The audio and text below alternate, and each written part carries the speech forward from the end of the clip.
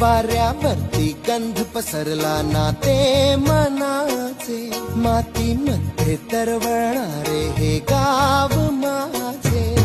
जल्लोष आहे